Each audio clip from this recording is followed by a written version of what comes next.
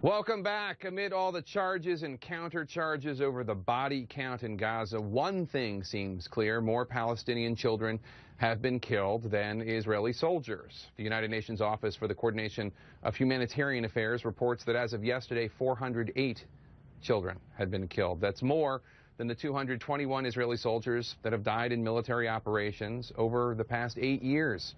Joining me now, Peter Beinart, CNN political commentator and a columnist for the Israeli newspaper Haaretz, and Ben Shapiro, editor-in-chief of truthrevolt.org. Gentlemen, good to see both of you. Thanks for being here. Alrighty. Peter, let me start with you. We're talking about the issue of civilians and civilian deaths in Gaza. Let's listen again to what President Obama said about that today. Sympathy for Hamas.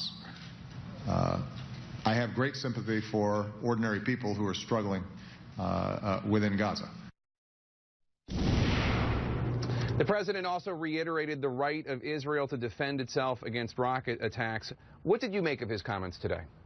He's exactly right. Israel does have the right to defend itself. It also needs some better guarantees against Hamas rockets. I was in Israel with my 6-year-old daughter during the first week of the war. We were in and out of shelters. It's very frightening.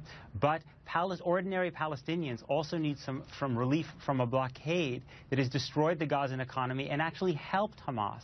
The blockade has destroyed the independent business class in Gaza by making exports virtually impossible. It's made it very difficult for Gazan fishermen to go a few miles out beyond the coast. Beyond that being a humanitarian disaster, it actually strengthens Hamas by strengthening the climate of despair and hatred on which Hamas feeds. No, it's impossible to know the real numbers. We just put up a graphic that shows all the disparities in terms of how many civilians have been killed. The two top numbers there are groups in Gaza. They say that 82 to 80% of the casualties have been civilians. The United Nations says 72% are civilians. Israel says only about 50%. So whose number should we trust? I don't think we know the exact number. Israel says... Hold on, Ben, this was for Ben. Can you hear me, Ben? Sorry, please, go ahead, Ben. Yeah, I can now. Thank you. Go ahead. So yeah, I mean, as far as whose numbers we should trust, I can tell you whose numbers we shouldn't trust. The same people who said that 5,000 people had been killed in Jenin, which was false, or the same people who said that 2/3 of the people killed in Operation Cast Lead in 2008-2009 were civilians, which turned out to be false, or the same people who have put out on Hamas TV that civilians should stick around in all of the buildings surrounding terrorist entities. I mean, those people are probably not the folks that you want to trust. But are you talking about in Hamas attributing putting out the civilian numbers, casualties. or these human rights groups in Gaza? I'm talking about human rights groups in Gaza, which are working with Hamas and Palestinian Authority sources in order to find those numbers. I mean, how do they get those numbers in the first place? You heard the fellow from the UN say just a little while ago that they are working with both Palestinian and Israeli sources. Well, the Palestinian sources they're working with on the ground in the Gaza Strip are in large part Hamas, Palestinian Authority, or Islamic Jihad sources who have a great interest in ensuring that the American people and that the rest of the world believe that a huge number of civilians have been killed, which is, it's the same reason why they're putting civilians in front of rockets on a regular basis. Look, Peter, if I could jump in, yeah.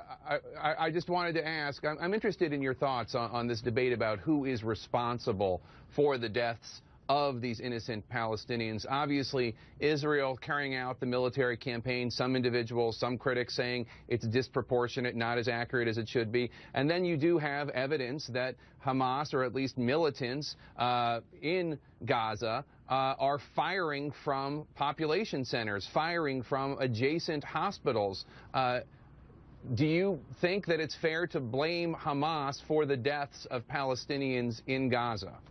I don't at all that Hamas is pursuing a strategy that is likely to increase civilian casualties by operating from urban areas.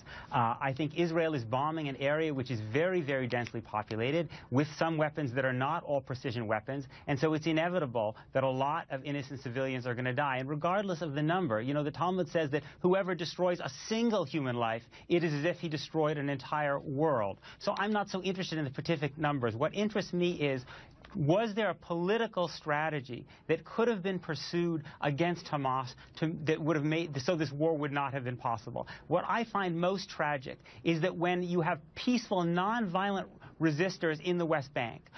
They are repeatedly imprisoned by Israel, and so Palestinians get the message that, in fact, nonviolence doesn't work. The real way to weaken Hamas is to show that people who accept Israel's right to exist and pursue their grievances nonviolently, as people in villages like Bilin and Nabi Saleh have been doing for a decade now, that they get results. And tragically, this Israeli government has not done that. Ben, do you want to take a crack at that?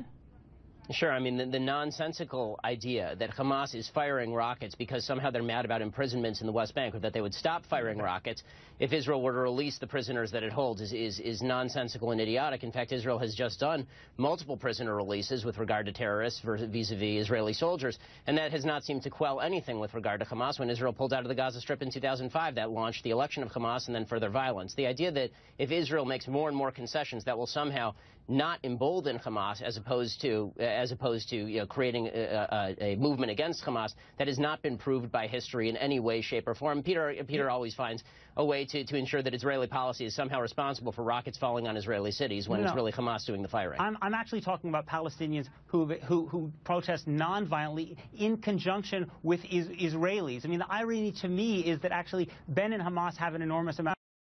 Hamas doesn't believe that Jews should be allowed to live in the state of Israel. Ben has said that Palestinians don't have the right to live in Israel, West Bank, or Gaza because he's called for physically expelling all of them. So, in fact, the true moral and ideological partners, Ben, are you and Hamas. Ben, go ahead. That is absolute nonsense, Peter. You didn't write that my position on Israel was made clear in 2013 column, and to call me equivalent with people who are murdering Jews is insanity. It's beyond insulting. And if there's anybody who's emboldening Hamas to kill more children, it is you, because it is your policies which have emboldened Hamas. They know that people like you are going to get on American television and talk about how the Palestinians are meek victims, and whenever they fire rockets, it can be justified by Israeli policy. Hamas celebrates every moment you're on television.